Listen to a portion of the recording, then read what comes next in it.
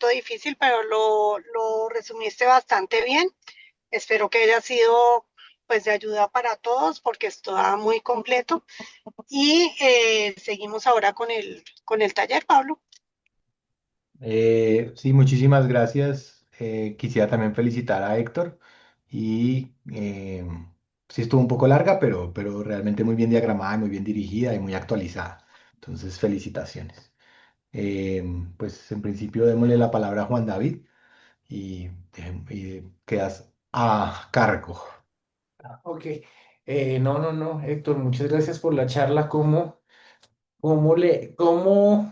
eh, critica uno la extensión que pues es algo que siempre les recomendamos a todos con charlas como las que hemos tenido últimamente? Sin embargo, pues siempre apelar a mirar cómo nos ajustamos al tiempo, pero más allá de eso, y perdone haber empezado con lo negativo, que es lo menos, todo lo positivo de la charla. Muchas gracias por lo que nos mostraste. Y yo también, pues de hecho, quiero hacerte una pregunta. Dentro de lo que mostraste, muy seguramente hay conceptos que para muchos de los que estamos acá son nuevos.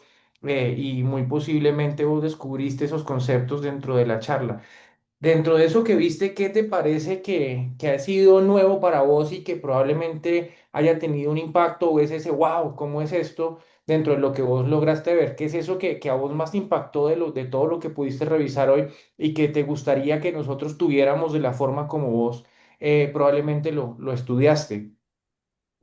Digamos que para mí el primer reto era entender cómo podía unir los dos temas sin caer como en las presentaciones de etiología, clínica, etcétera, sino como, no, pues digamos que la parte de la fisiología como el punto de partida. Y para mí quedó claro que la barrera hematoencefálica es algo dinámico, que es activa, que está viva y que nos puede tanto ayudar como ser nuestro peor enemigo. Entonces, entenderla que tiene unos tiempos, que tiene unos tiempos con transportadores, que tiene unas uniones estrechas, que tienen unos mecanismos que ella misma se protege, que nos ayuda tanto a eliminar desechos como nos aumenta la permeabilidad o nos va a generar esos nutrientes para, digamos, el sistema neurológico. Siento que es como como la base de todo esto y digamos que nuestro objetivo como intensivistas es mantener siempre irrigada, oxigenada y con glucosa esa barrera hematoencefálica. Ese sería como el mensaje final. ¿Y la habías considerado antes, en un momento durante tu formación ya un poquitico más grande, más allá de lo que le explicaron a uno en la universidad al principio? No, si no hubiera como hecho esta investigación así tan minuciosa en cuanto a eso, no me había puesto a pensar que, por ejemplo, la barrera hematoencefálica tenía que ver tanto en el edema como en la hipertensión endocriniana y cómo podía ayudarme en el tratamiento. Entonces, no, antes no. Muchas gracias.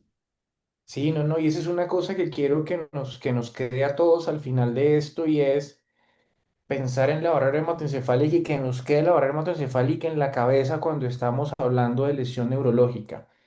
Pensar en la barrera hematoencefálica es como si nosotros estuviéramos pensando en endotelio cuando hablamos de disfunción, de sepsis y de todo ese tipo de cosas en las cuales el endotelio ha tomado el papel que toma en este momento.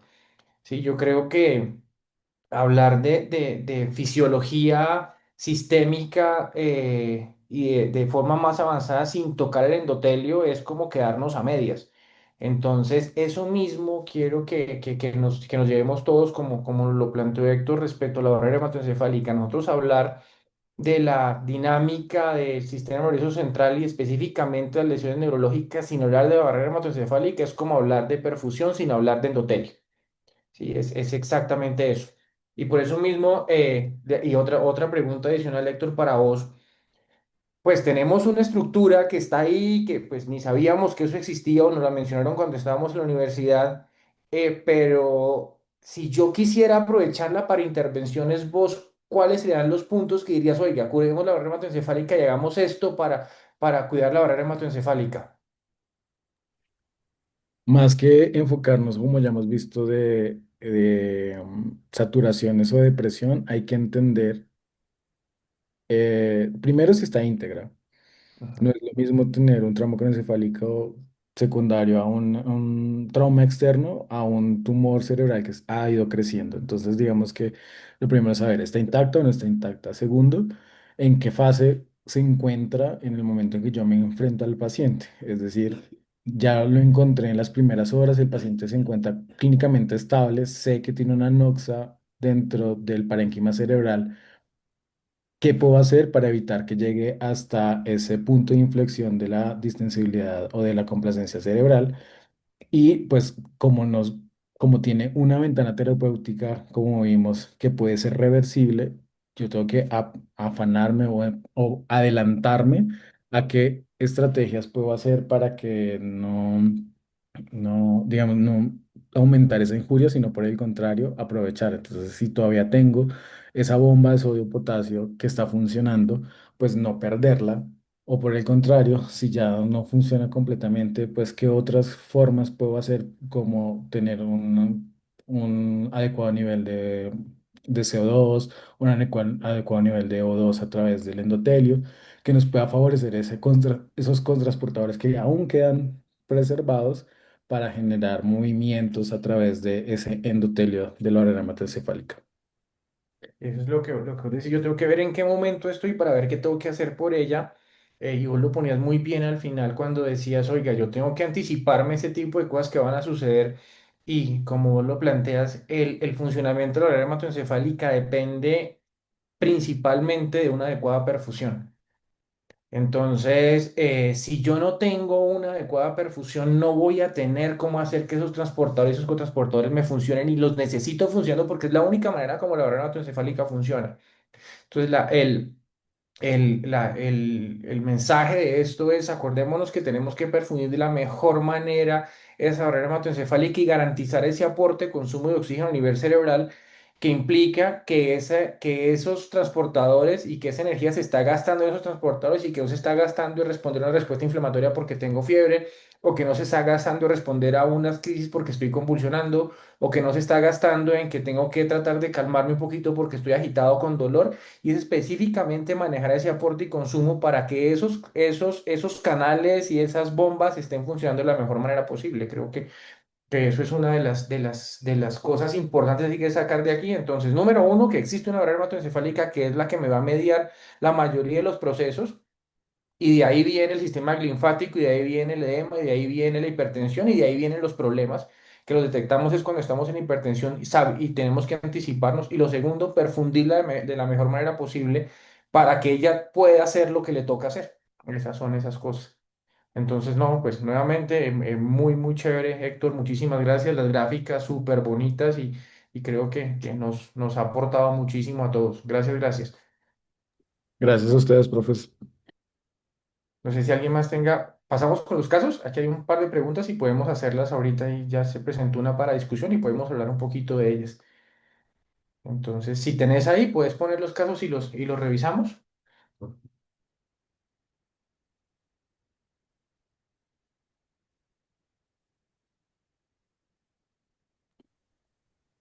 Ahí están viendo el Sí, caso. sí, léelo. Dale, fresco. Y sí, entonces tenemos un paciente masculino de 8 años de edad sin antecedentes médicos de importancia que ingresa al servicio de urgencias pediátricas tras sufrir un traumatismo cráneoencefálico severo. Al examen físico inicial se encuentra con un puntaje de la escala de coma de Glasgow de 7. El paciente presenta bradicardia, hipertensión arterial y postura de cerebración. La tomografía de cráneo evidencia un hematoma epidural temporal izquierdo con un efecto de masa significativo y edema perilesional. Se procede a la inserción de un monitor de presión intracraneal que registra valores de 28 milímetros de mercurio. Inicialmente se eleva la cabecera de la cama a 30 grados, se optimiza la pseudoanalgesia y se administra un bolo de solución salina hipertónica al 3% para reducir la presión intracraneana.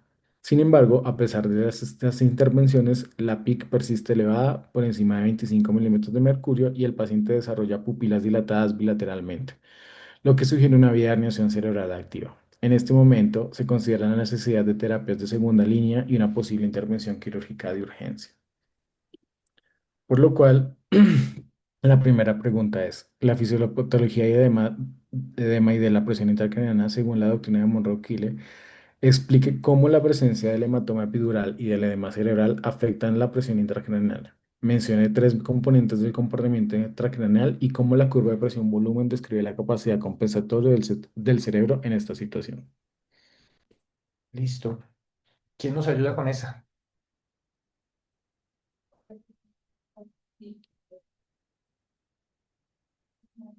Una mano. Aquí no la veo. Gloris y Ahí Esperanza. luego Esperanza. ¿Ah? Esperanza. Dale, Esperanza. Hola, buenas tardes a todos, ¿me escuchan bien? Perfecto.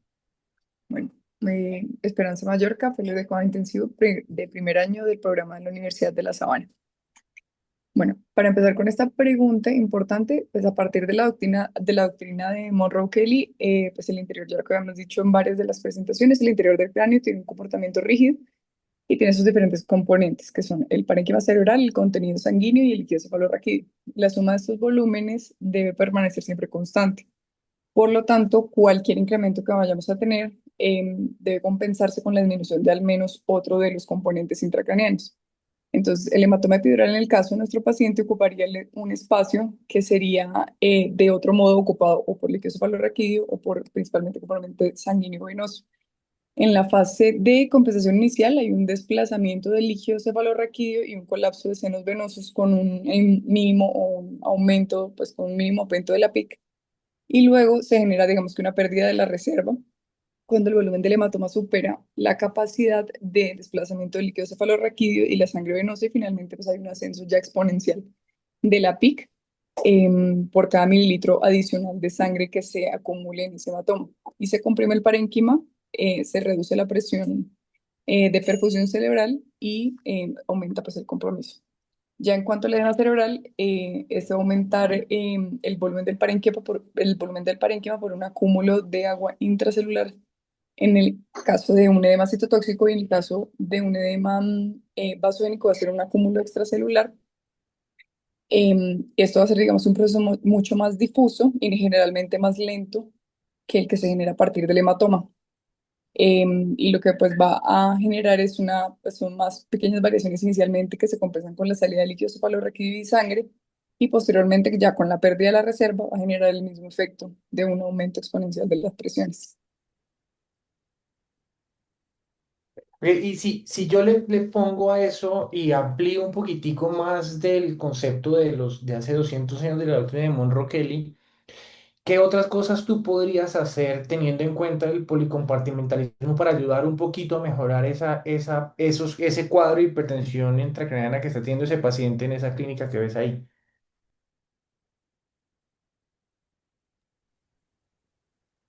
Ya como parte del tratamiento que esta vez podríamos tener. Sí, no, pero lo que quiero es que lo mides en policompartimental y cuando hablo de Ujú. policompartimental es entender no solamente que la presión intracraniana es porque tengo un efecto de masa claro dentro del cerebro que se expandió rápido, dentro del cráneo que se expandió rápidamente, sino qué puedo hacer yo con el resto de compartimientos.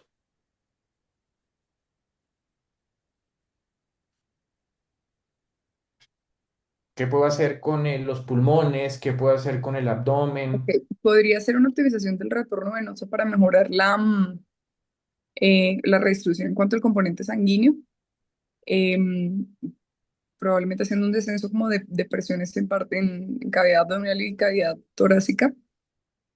Se me ocurre que podría ser una buena estrategia. Entonces creo que la cabecera nos ayuda en ese sentido Ujú, específicamente sí. pensando en compartimental, entender muy bien qué estoy haciendo yo con ese ventilador, a ver hasta qué punto la presión intratorácica no me está afectando la presión intracraniana, porque esa disminución del retorno venoso por un lado y adicionalmente el hecho de tener yo presión en otro compartimento también me puede ayudar. Y la otra cosa también es a veces no nos fijamos mucho en la presión intraabdominal y la presión intraabdominal también puede ser un componente que me perpetúe ese aumento de la presión intracraniana, sobre todo en pacientes politraumatizados.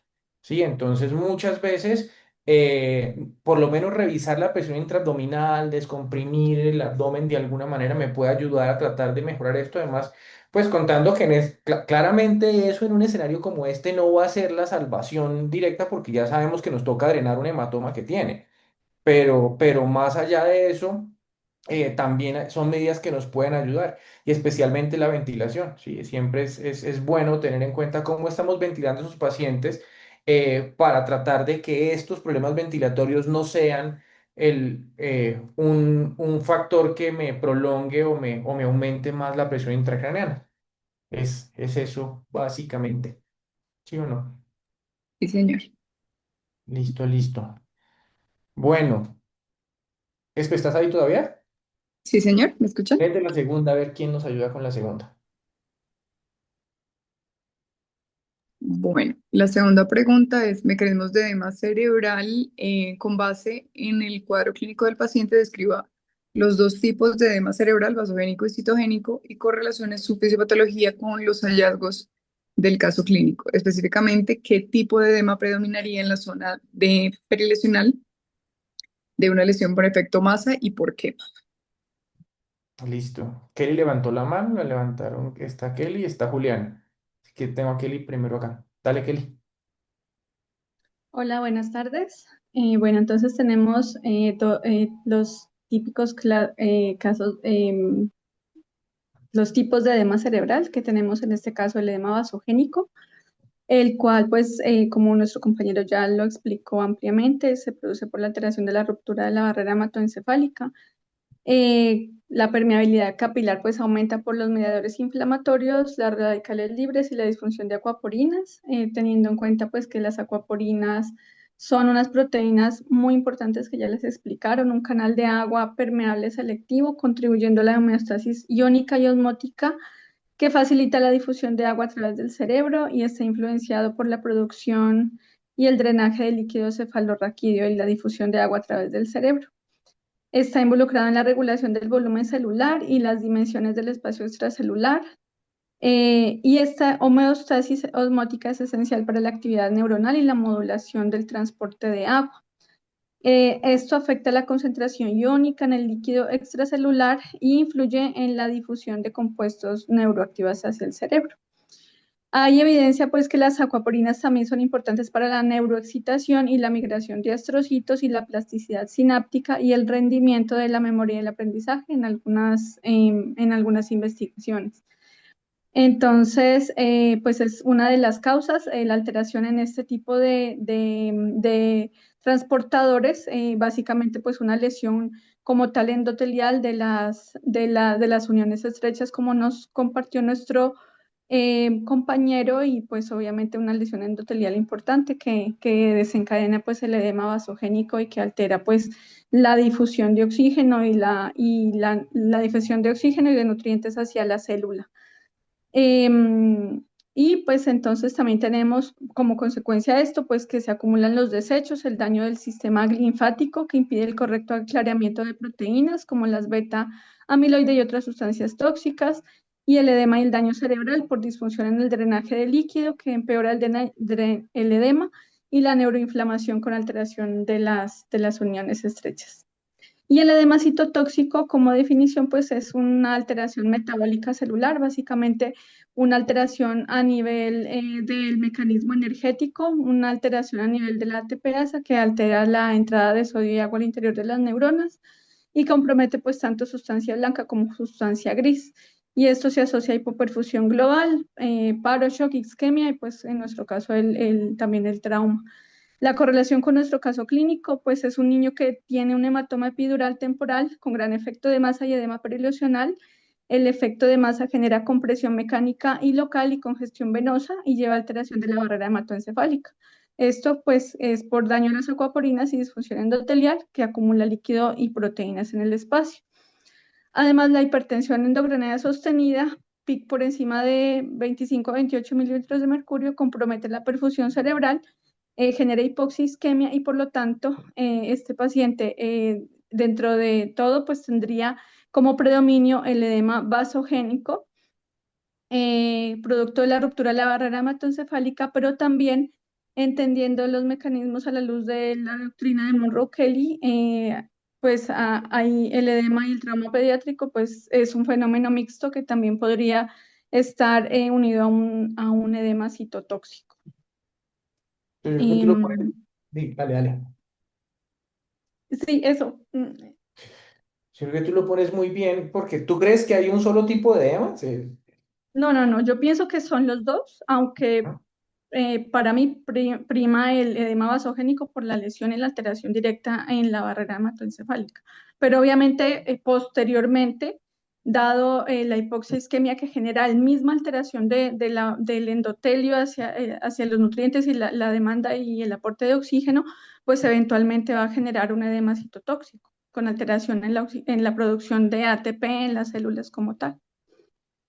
Entonces sí es una cosa y por eso probablemente el trauma encefálico es uno de los mejores modelos para entender la lesión cerebral, porque es que pasan todas esas cosas.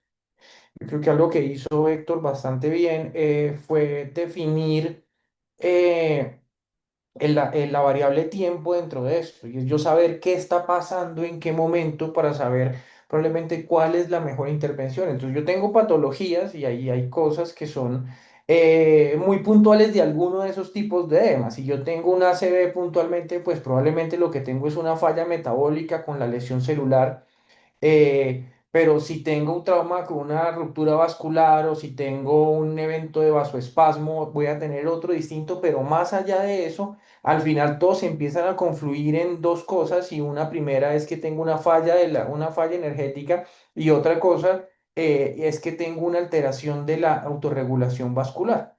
Pues cuando pasan esas dos cosas, pues finalmente eso se va volviendo un círculo no sé qué es lo que primero pasa, si es decir, toxicidad o lesión endotelial, o lo que tengo es un fenómeno vascular por lesión específica de la permeabilidad vascular. Entonces eso es de las cosas que tenemos ahí. No sé, Esperanza, ¿tienes algo más que aportar de esto?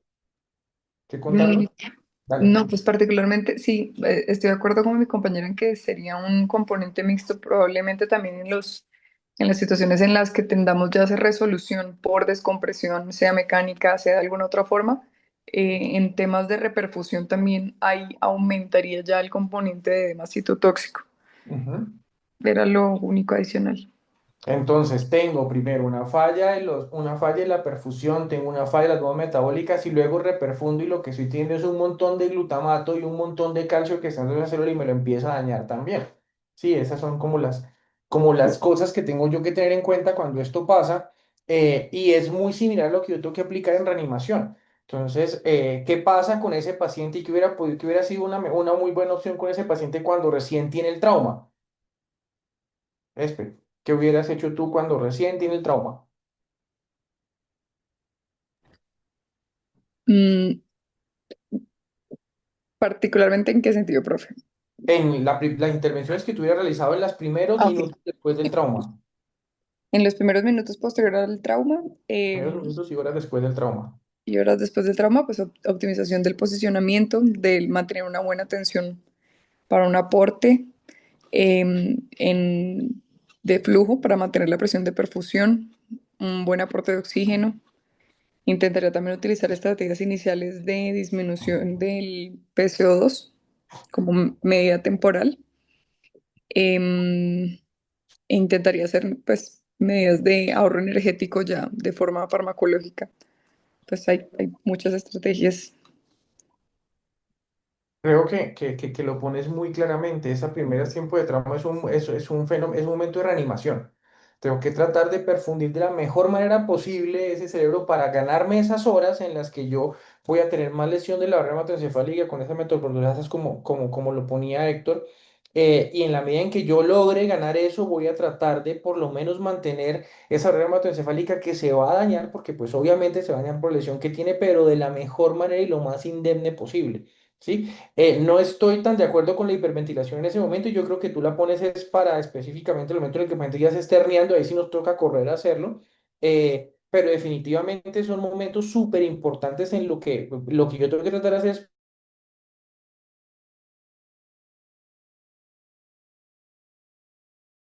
que voy a tratar que tengo yo para evitar el edema que se va a empezar a producir después cuando esa barrera se pierda, ¿sí? Eso Sí, es. señor. Juli, ¿vas a decir algo tú? Hola, Doc, no, después de Kelly, nada. Listo. ¿Quieres leer la otra pregunta? Sí, Doc. Entonces, de estrategias de manejo terapéutico a la luz de las guías de manejo para pacientes pediátricos con trauma craneoencefálico severo y dado el fracaso de las terapias de primera línea, que estrategias farmacológicas de segunda línea, que terapias no farmacológicas adicionales se deben considerar para el manejo de la hipertensión intracraneal refractaria. Entonces, dentro de esto, digamos que, pues, por hablar de las medidas secundarias, hice como un poquito de énfasis en las medidas iniciales.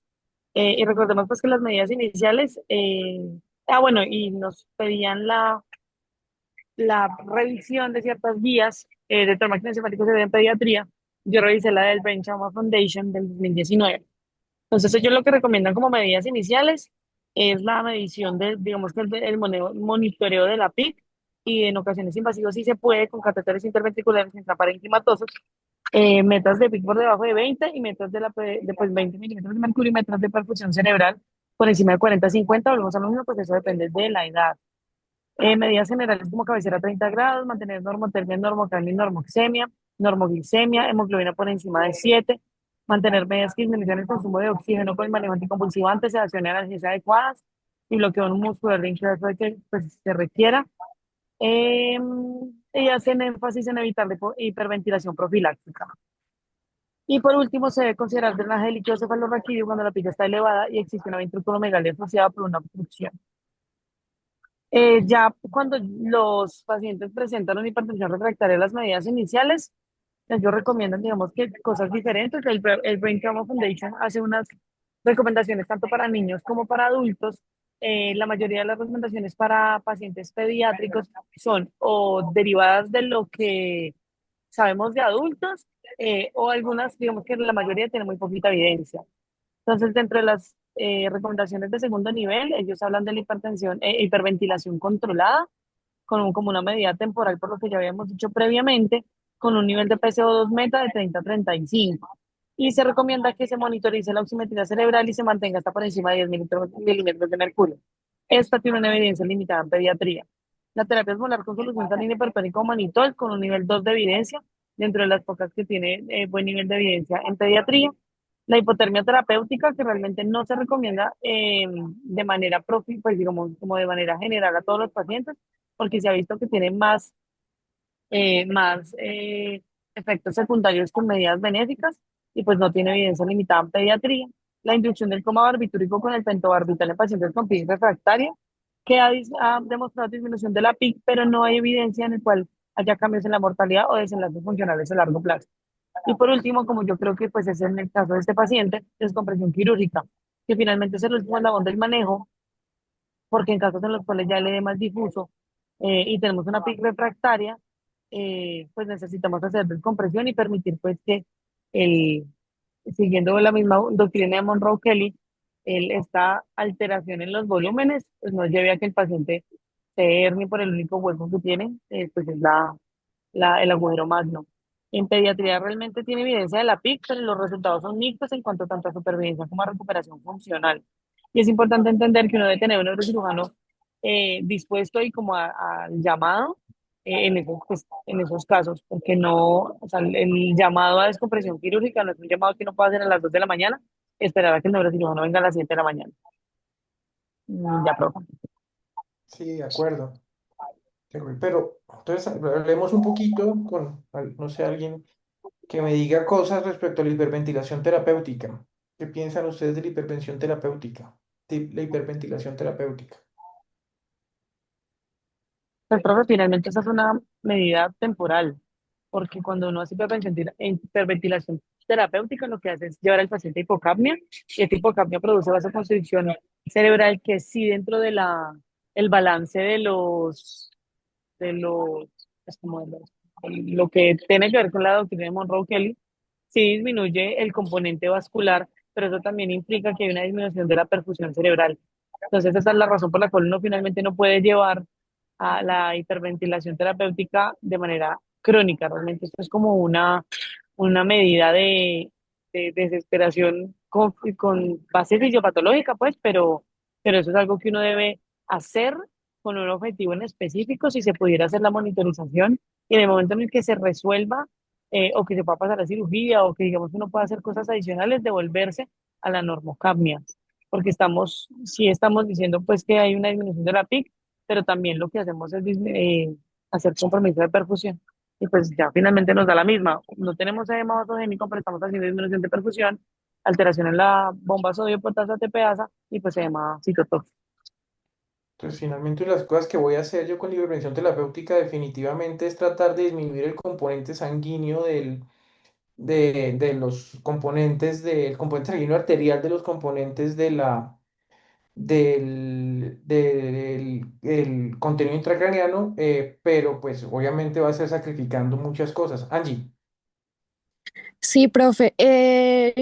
Pues considero y por lo que pude revisar en el taller, pues este efecto de la hiperventilación es un efecto de corta duración, entre 1 a 24 horas y pues por lo tanto pues no se debe digamos que utilizar de forma crónica porque pues finalmente esa vasoconstricción puede provocar pues una disminución crítica en la perfusión y empeorar esa lesión neurológica si contamos que el mecanismo de autorregulación ya está alterado y el consumo pues energético del paciente también va a estar alterado. Entonces, por tanto, pues esta medida no es una medida, es una medida transitoria que inclusive lo reportan como en un corto tiempo menor a 2 horas.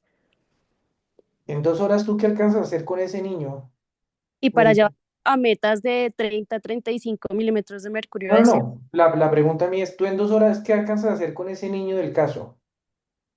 No mucho, porque pues por todo lo que ya hemos hablado de la barrera hematoencefálica, no nos ha dado el tiempo preciso para que esta barrera cree más canales de acuapurinas o digamos que las bombas se encuentren en adecuado estado. Entonces realmente pues considero que por lo que hemos visto y esto, pues digamos que no podemos como hacer mucho con esta terapéutica. No sé, Doc. Tú estás en la unidad a la hora que sea, no importa. Y estabas con ese niño que sabes todos los riesgos que tiene y te dicen, doctora, dilató pupilas. ¿Tú qué haces? Pongo hiperventiles. Lo hiperventilas. Y luego, ¿y hasta cuándo lo hiperventilas? ¿Hasta que qué lo hiperventilas? No, tratando de alcanzar los niveles, pues No, no, no. no. ¿Cuánto tiempo lo hiperventilas? ¿Qué esperas? ¿A que pase qué? ¿Qué ocurra en el universo para que ese niño cierre las pupilas más allá de la hiperventilación?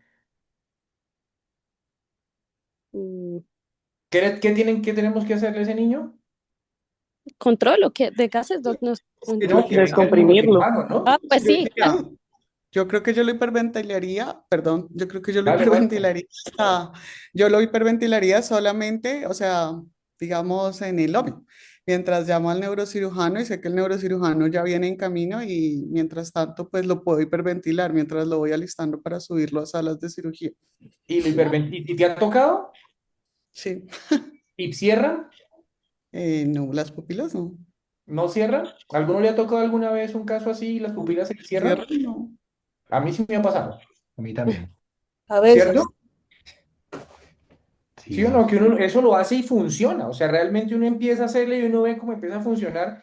Pero pues eso es lo que tú dices, Marcel, mientras viene el neurocirujano y lo opera. ¿Sí? Porque de ahí para allá, esa medida no me va a funcionar más de ahí para allá. Marcel, ¿y tú hasta cuándo lo hiperventilas? ¿Cuál es tu meta? ¿De CO2? Tu meta, lo que sea. ¿Qué meta le vas a poner a ese paciente para hiperventilarlo? No, pues ver que le mejoren, pues que le mejoren los signos de herniación y pues que deje el Eso, cirujano. eso. Entonces, claro, a veces muchas veces decimos como no, lo voy a llevar hasta que tenga CO2 de tanto, tanto, no. O sea, realmente yo lo que quiero es que ese chino se me deshernie. Mientras se hace algo para que finalmente se pueda disminuir la herniación. A veces nos ha tocado, y yo creo que pues de pronto más de uno de los que están acá, le ha tocado hiperventilar a un paciente durante mucho tiempo porque no llega una solución hasta que o llega la solución o no hay ninguna solución, porque desafortunadamente no siempre tiene uno a la mano un neurocirujano que venga y lo opere, o más allá de eso, no siempre son de opción quirúrgica, ¿sí? Entonces eso es, pero sí, hiperventilarlo en ese momento, como tú lo dices, venga, yo llego y me lo doy las pupilas abiertas, empiezo a hiperventilar y por el otro lado, con la otra mano, estoy llamando al neurocirujano para que venga y me haga algo, o inmediatamente lo estoy llevando a una tomografía para ver qué está pasando, para ver qué solución le puedo dar, ¿sí o no? Eso es más o menos.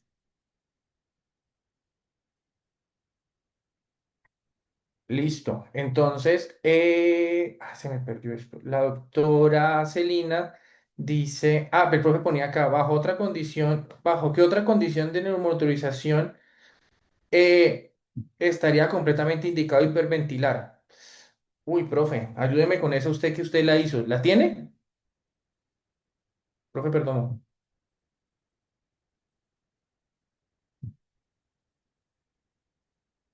Es que profe pregunta, ¿bajo qué otra condición de neumonitorización multimodal estaría indicado hiperventilar? Entonces yo creería que si tengo el paciente al que le puedo hacer drenaje líquido cefalorraquídeo y lo tengo ya monitorizado para hacerlo, podría ser una opción. eh, se me ocurre como esa, básicamente, pero el mensaje que yo tendría es monitorice perdón, hiperventile hasta que usted sepa que, teniendo en cuenta que es una medida temporal y que usted va a dar otra medida adicional que me va a servir más adelante de eso. Una de las cosas que uno a veces no tiene en cuenta y no hemos mencionado es que esto tiene rebote. El endotelio vascular va finalmente a adquirir la vasodilatación o el grado que necesita, tenga el CO2 que tenga. Entonces, sí sucede que yo hiperventilo, sobre todo los pacientes que anteriormente se hiperventilaban y se manejaban con CO2 bajitas desde el principio, eh, hiperventilaba y los mantenían así, pero después lo que pasaba era que el endotelio volvía a su estado normal y yo tenía un paciente hiperventilado con un flujo sanguíneo cerebral y con un componente vascular igual del mismo tamaño. Y cuando vuelve al nivel normal, él vuelve otra vez, se vasodilata más y tengo todavía un peor efecto que es el efecto de rebote. Entonces el profe me dice que cuando lo hiperventilaría, él dice que si tuviera un catéter de pico, un catéter yugular ascendente para mirar qué está pasando con ese consumo de oxígeno metabólico. Ese sería como la... Glorita. Profe, yo tengo una pregunta. Pues eso realmente nos surgió dentro de la rotación. Buscamos un poco de pacientes pediátricos con lesión cerebral y qué tanto afectaba los accesos centrales yugulares en el retorno venoso.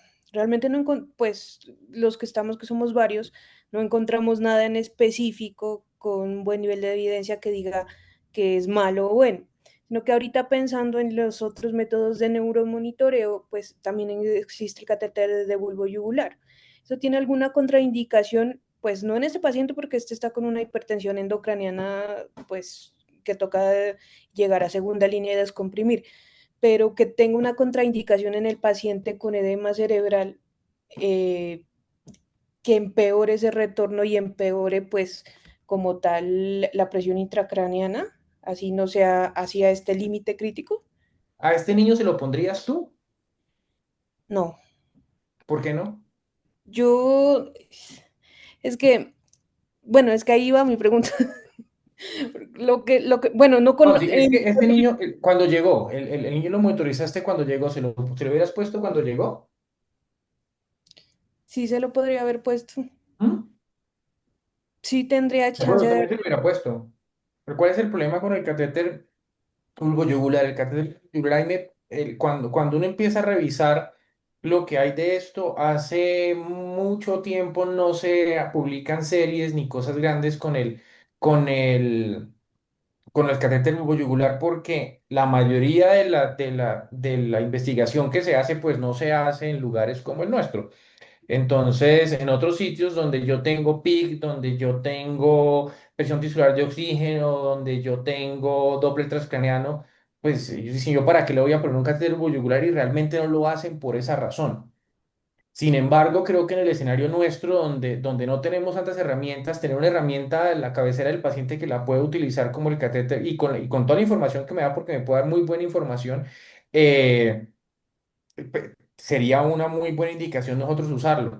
Ahora, ¿qué tanto me limita el retorno venoso? Pues habría que ver cuál es, y lo que pone el profe acá, cuál es la relación entre el tamaño de la vena para el paso del catéter. Esa es una de las cosas, y la otra cosa es el riesgo que tenga trombosis yugular, y eso depende del manejo que yo le dé. Entonces, que no hay una contraindicación puntual en ningún tipo de paciente para no ponerlo, a menos que sea que la vena no tenga el calibre adecuado. Entonces, afortunadamente, pues ya tenemos Doppler para yo mirar cuál es la relación que hay entre el tamaño del catéter y el calibre de la vena, ¿sí? También había discusiones respecto a en qué lado se ponía. Generalmente se ponía izquierdo porque sí, perdón, derecho porque sí, pero pues yo puedo saber en qué lado lo voy a poner. Esa es una discusión que siempre está, si lo pongo en el lado de la lesión o si lo pongo en el contralateral, pero pues realmente eso es una decisión de cada uno y en lo común uno los ve que lo ponen en el derecho, pues simplemente por facilidad. Pero no encontraría yo una contraindicación específica para ponérselo, ni que eso me limite tanto el retorno venoso. Ahora, claro, yo tengo que estar muy pendiente de eso y entonces con frecuencia tengo que examinar cómo está mi catéter, qué riesgo tengo de trombosis, cómo lo estoy lavando, cómo estoy tomando los gases, todo ese tipo de cosas para tratar de evitar algo que haga que me limite ese retorno venoso. No sé si respondo ahí tu pregunta. Sí, profe, es que lo que pasa es que buscamos muchas cosas, ¿no? Entonces, la mayoría de estudios que encontramos, pues, unos son muy viejitos, otros en adultos o en Hace rato patología no se hacen. específica y exactamente dice, por ejemplo, que si me aumenta la presión intracraneana, que para pasar el catéter, un catéter normal, un catéter yugular, un venoso central, lo puncione mucho y le dé más Ujú, riesgo de trombosis en adultos. En ujú. niños no lo colocan. O sea, claramente disminuye el riesgo después de que el advenimiento de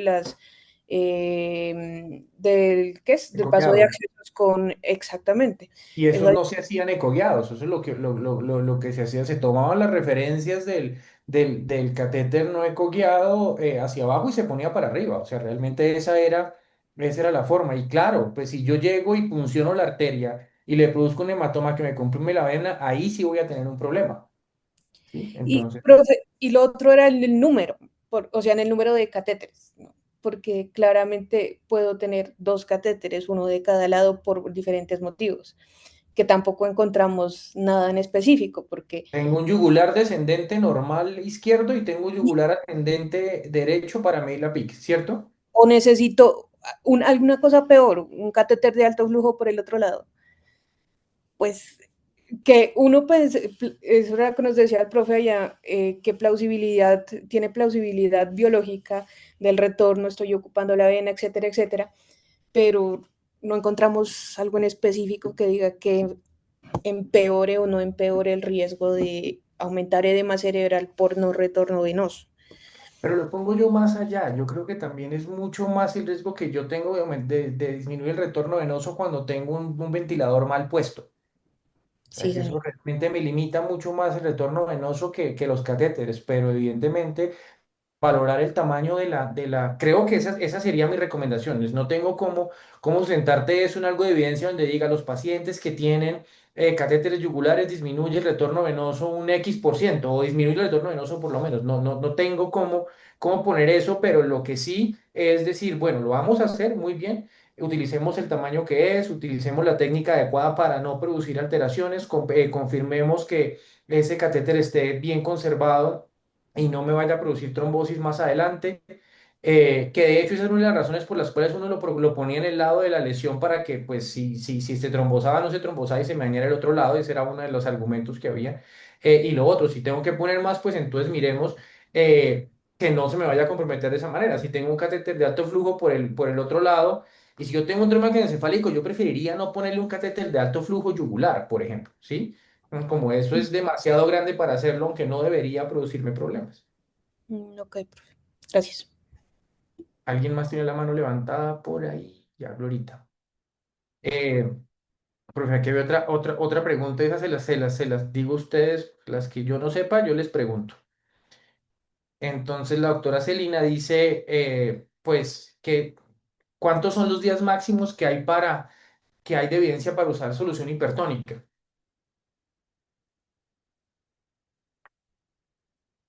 Glorita. Pues, profe, yo leyendo de eso, o sea, las series son grandes, pero describen qué hacen en los diferentes centros, no como recomendación de a los tantos días suspéndala, algo así no aparece. Lo que sí es cierto es que la mayoría promedian entre 7 a 14 días, pero pasando la semana de utilización de la solución salina hipertónica aumenta exponencialmente el riesgo de desequilibrio electrolítico y de alteraciones ácido-base. Entonces, eso sí lo dice en todas partes, como lo obliga a estar mucho más pendiente de las variaciones del sodio y de los gases en el paciente, pero no encontré algo que limite como el uso. La pregunta que yo haría en ese caso es yo, ¿para qué estoy usando la solución hipertónica? ¿En qué momento la estoy utilizando? ¿Sí? Porque yo esperaría que después de una semana los mecanismos de lesión del trauma o la lesión neurológica, si ya se hayan resuelto y esté un poquitico más estable todo. ¿Sí? Una barrera hematoencefálica que está alterada, pues es algo que tiene que estabilizarse y se estabiliza en la medida en que yo logro mantener el aporte de oxígeno que necesite y tener ese paciente suficientemente estable. Eso no significa que va a estar bien. Significa que se estabilizó y la lesión se estabilizó. Y esa es parte de la razón por la cual pues uno procura hacer los cortes en muchas de las cosas de los estudios de trauma craneoencefálico en ese tiempo, porque de ahí en adelante empiezan a moverse otros factores diferentes. En ese momento empiezan a aparecer las complicaciones secundarias de los traumas más adelante, entonces son las infecciones, entonces son los problemas asociados al ventilador. ¿Sí? Pero básicamente lo que yo busco es algo muy puntual en ese momento. Entonces yo podría decir que es mucho más adecuado las primeras horas, pero también yo que estoy buscando en eso. Sí, el hecho de empezar a poner soluciones por solución hipertónica no me va a disminuir el edema si yo no perfundo bien ese paciente. Y la otra, no se trata de poner solución hipertónica si yo no sé qué es lo que está pasando con la tensión, con la presión intracraneana. Y entonces llevarlo con una guía de presión intracraniana o por lo menos con una guía clínica de presión intracraniana sería una de las mejores opciones. Y de ahí para allá lo que yo tengo que buscar es qué me va a favorecer el equilibrio de ese microambiente de barrera hematoencefálica, vaso, neurona pues glía y todo ese tipo de cosas. Y lo que más me favorece es tener niveles adecuados de sodio, que eso es lo que yo tengo que buscar de ahí en adelante. Sí, porque si yo empiezo, ya eso está estable y yo empiezo a ponerle sodio más alto del que es lo que empiezo a hacer es a inestabilizar el sistema que ya está llegando a una estabilización. Entonces yo estaría de acuerdo con lo que tú planteas de esa primera semana, que es la primera semana más difícil, pero siempre buscando una meta de presión intracraniana o una meta clínica de presión intracraniana, no con PIC, sino con otros métodos de presión intracraniana y una meta de sodio normal. Porque algo que vimos en uno de los estudios que hicimos específicamente de esto, buscar qué también nos iba con la solución salina hipertónica, es que número uno, le va igual de bien a los niños que con hipertónica que con manitol. Y número dos, que uno de los problemas y los que más me aumentaba la mortalidad con respecto a sodio era o tener hiponatremia, que claramente con todo lo que hemos visto en hiponatremia, tener hiponatremia es malísimo, pero también tener hipernatremia me aumentaba la mortalidad en los pacientes con trauma craneoencefálico, ¿sí? Entonces, como dice el profe acá, ¿cuál es la meta y yo qué estoy buscando? Meta inicial, mantener presión intracraneana. Meta secundaria, mantener niveles adecuados de sodio, preferiblemente un sodio un poquitico más alto, 135, 145, 140. Sería más o menos como eso. No sé si eso responde la doctora, porque la doctora aquí pone porque digo que hay pacientes que presentan con edema cerebral y anisocoria a pesar de un manejo mayor de 24 horas secundaria de meningitis con imagen de edema cerebral severo. Entonces yo creo que en esas primeras horas, durante la primera semana, yo tengo la opción de seguir manejando la hipertónica como agente osmótico que me ayuda a disminuir el edema cerebral. Y más adelante sí es como mantener esa barrera hematoencefálica en un nivel en el que el sodio no sea uno de los elementos que me van a alterar esa dinámica de los componentes. ¿Estamos? Más preguntas, muchachos. Pero más que preguntas, opiniones y cosas.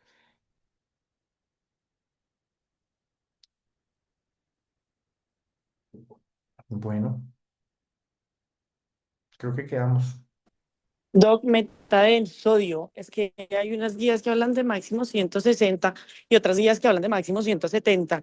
Y si yo tengo un paciente dentro de esos 7 días que ya tiene un sodio en 165, pero sigue con hipertensión, la idea sería, Lo que pasa es que si yo tengo ya ese sodio elevado, eh, pues quizá no es, si quizá ponerle más hipertónica no va a ser la que me va a disminuir la presión intracraneana.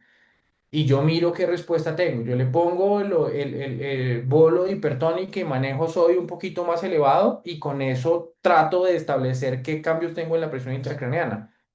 En cuanto a metas, la ponen muchas veces en términos de osmolaridad más de sodio. Entonces ponen osmolaridades de 300 a 310, 320 máximo, y eso daría más o menos para un 150, incluso 160. Pero yo creo que es algo que tiene que empezar a cambiar y creo que con el estudio de Salti que teníamos como 700 pacientes, 500 y pico, y mostrando que tener el sodio elevado también es un problema, quizá eso nos vaya a hacer a tratar de reducir un poco esa carga de hipernatremia que también puede ser muy dañina. ¿Sí? Entonces, mi recomendación, no se pasen de 150. Si ustedes ya llegaron a 150 y no han tenido control de presión intracraneana con eso, más sodio muy posiblemente no les va a ayudar a controlar la presión intracraneana. Esperanza. Profe, era pues particularmente sobre lo mismo y de otras medidas de neuroprotección para compromiso y descenso de consumo metabólico, tener en cuenta también que muchas nos van a disminuir la tensión, como por ejemplo las recomendaciones que hacen sobre coma barbitúrico, también infusiones de propofol, nos pueden comprometer por otro lado la perfusión cerebral por el descenso de la tensión arterial. Y ¿Y cómo harías tú? pues yo encontré como estrategias de combinaciones de fármacos, por ejemplo, las combinaciones de propofol con ketamina, mantener pues un óptimo volumen intravascular, soportes, em, pues, fue como lo que encontré. Entonces, ¿y Paso por aquí. qué? ¿Y por qué eso? O sea, el objetivo con poner propofol y con poner eso, ¿cuál es? Un descenso en el consumo metabólico. Y eso lo hay que tener muy claro, porque pensar que yo poner cualquiera de estos fármacos, entonces digamos un tiopental o cualquier barbitúrico, solo por ponerlo me va a disminuir la presión intracraneana por usar por el medicamento mismo, eso no es así. O sea, realmente lo que yo tengo que tener en cuenta es lo que estoy tratando de hacer es disminuir el consumo metabólico de oxígeno y es esa la meta que yo estoy buscando con ese medicamento.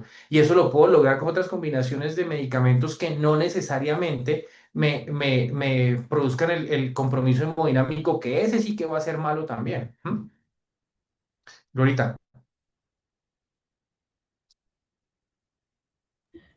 Profe, y bueno, y en esos pacientes que se llevan mucho tiempo, perdón, me regresé a la hipertónica. dale, dale. Para, para quitarla, o sea, yo sé, pues ya tenemos mucho tiempo, ya sabemos que más o que más solución salina hipertónica, pues ya no le hizo nada. Yo encontré protocolos que es, bueno, listo, el paciente que lo llevaron a cirugía, hizo descompresión o por X o Y motivo ya mejoró, que dice que más o menos en 12 a 24 horas quitarlo, pero en esos que se vuelven más, entre comillas, crónicos o que llevan 7, 10 días con la hipertónica. ¿Qué harías? Pues, pues no encontré específicamente qué, pero pues rápido no se la quitaría, porque me tocaría por lo menos, no sé, quitarle ¿Qué, 25% qué, qué de te, qué te toma de preocuparía de hormonas, quitársela rápido, despacio? pues que me haga una hiponatremia, pues porque le estoy dando una carga de sodio importante y pues me lo llevo para el otro lado. Ujú. Ese cerebro está pasando de una hipertonicidad sérica a lo contrario y pues lo lesionaría de la manera al otro extremo de esa curva. Y es que todo eso empieza, es difícil encontrar evidencia sobre eso porque empezamos con que ni siquiera tenemos una evidencia clara si la pongo en bolos o la pongo en infusión. En lo personal, creo que si estoy buscando disminuir la presión intracraneana, tenerla en infusión, tenerla en bolos es mejor opción que tenerla en infusión y después, y buscar una meta de sodio, ¿sí? Buscar esa meta de sodio de 145 y yo con eso me quedo tranquilo. Entonces, claro, después de que ya se montó, ¿cómo la desmonto? Y creo que tú das la respuesta. A mí lo que me preocupa es que se me baje el sodio muy rápido y ese cerebro se me hinche más solo por eso. Entonces, creo que esa sería la mejor manera. Oiga, venga, vamos titulando esto a la baja. ¿Sí? No lo hubiera puesto inicialmente, pero bueno, ya la tenemos, vamos titulándolo a la baja para evitar específicamente no tener hiponatremia. Esa creo que sería una opción. Ok, gracias. Kelly, Pues yo tengo unas preguntas. unas. Unas, no Las mentira, cuatro. dos, Yo- dos, las- dos. Em, Teniendo en cuenta el tema de que el edema cerebral persiste, pues uno ya pensaría que es un edema más citotóxico que no responde a las medidas hipertónicas. Como el Pero ejemplo de ¿en la qué doctora, momento? por ejemplo, que es una paciente que tiene una neuroinfección ahí Exacto, y que o sigue por con EMA ejemplo, porque todavía no he controlado la infección. de hecho tuvimos un caso de un niño que hizo una falla hepática y hizo un edema cerebral, pues obviamente es citotóxico secundario pues al amonio elevado y obviamente pues no mejoraba, nunca mejoró. Entonces, en ese sentido, pues uno ahí ya sabe que no le mejoraría eso. Pero en el caso en que es vasogénico, ¿en qué momento uno podría poner o habría indicación o tendría lógica poner las dos cosas, tanto la hipertónica como el manitol, si hay alguna razón para eso? Y la otra pregunta que tenía y pensando en la barrera hematoencefálica como tal y como tal el endotelio de esa barrera. Hay medidas para proteger el endotelio, por ejemplo, el endotelio se protege a nivel sistémico, pues en choque con hemoderivados y con albúmina, con algunos medicamentos que pueden mejorar la producción o disminuir la producción de radicales de oxígeno y pues quería saber si tendría lógica pues usarlos en trauma craneoencefálico o en edema como tal cerebral. Yo creo que Héctor nos responde esa pregunta más o menos. Héctor, ¿estás por ahí? Sí, señora Kian. ¿Qué le ponemos? ¿Qué hacemos para mejorar esa barrera hematoencefálica? ¿Qué existe? Digamos que como el endotelio, como ya, albúmina, por ejemplo, que había hablado, yo no encontré, no sé el profe si nos puede ilusionar, pero yo no encontré que dijeran específicamente la... ¿Albúmina? ¿Qué le pasa a los pacientes con trauma craneoencefálico cuando les pongo albúmina? Aumenta la mortalidad, no se les ¿Sí o pone no? albúmina. Listo. Chao. Albúmina no fue. Varios enlaces. En este caso no fue. En los otros, no voy a después dejar una discusión, pero yo digo que no. No, lo digo rápido. Listo, sigamos. ¿Qué otras cosas, Héctor? Transfusiones tampoco, ¿no? ¿En qué? Porque, pues, las transfusiones, que hablábamos ahorita, plasma, porque pues en los estudios que trataban específicamente de tratar de recuperar endotelio a nivel de la barrera hematoencefálica, tampoco mostraban gran mejoría con las transfusiones de plasma, por ejemplo. Ujú. Entonces, Héctor, y glibenclamida, protectores de calcio, quelantes de calcio, sulfonilúreas. Todo eso está en estudio porque está controversial. Hay estudios que dicen que sí funciona, por ejemplo, la glibenclamida y las sulfonilureas, pero también hay otros que es contradictorio y dicen que no ha mejorado la mortalidad. Entonces, no sé.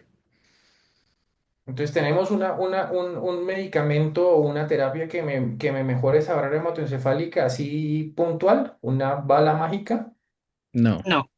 No la tenemos, desafortunadamente, y se ha estudiado y se busca, entonces se describe un receptor y buscamos un antagonista para ese receptor y descubrimos una sustancia y buscamos algo que me aumente o me disminuya esa sustancia y desafortunadamente no lo hemos tenido. Entonces, y Héctor, ¿vos qué harías entonces para tratar de conservar esa barrera hematoencefálica lo mejor posible si no tenemos nada?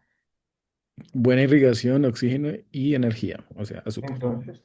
Entonces sí, creo que es eso, Kelly. No, hasta este momento no tenemos nada y eso se lleva muchísimo tiempo estudiando. Entonces, calcio antagonistas,